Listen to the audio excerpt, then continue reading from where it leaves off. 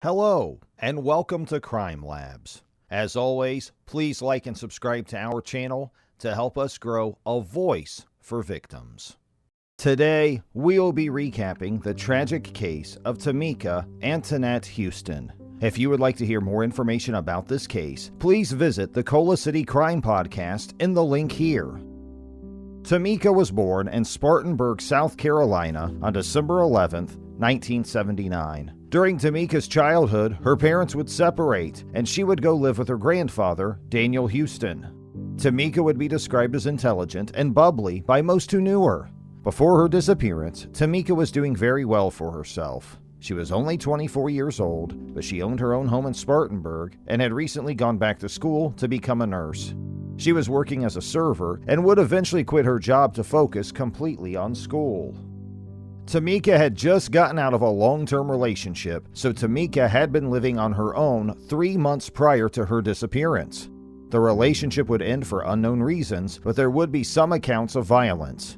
There would be charges filed against Tamika's ex, and then she would mysteriously go missing, but he would turn out to be a dead end. In May 2004, Tamika lived with her dog, Macy. Tamika would always stay in contact with her family and friends, but people started to realize it had been weeks since they had heard from her. This is when they would start to worry, and Rebecca, Tamika's aunt, would call the police to do a welfare check, but they would not get an answer, and the front door was locked.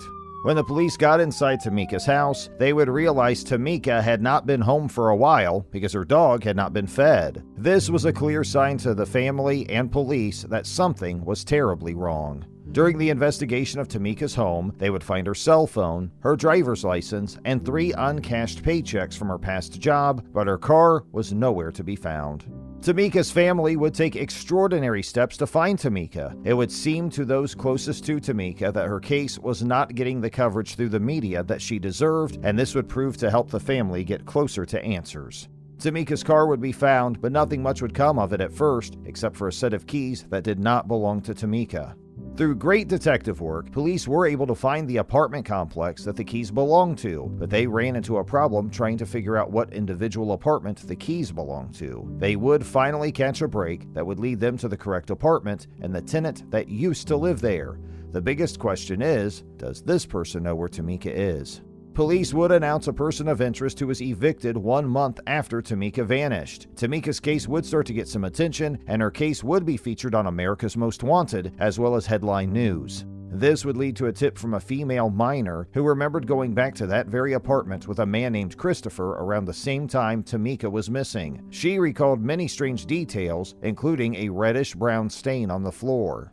Tune into the Cola City Crime Podcast in the links in the description to hear more about this case, or wait for part 2 next week on the Crime Labs channel.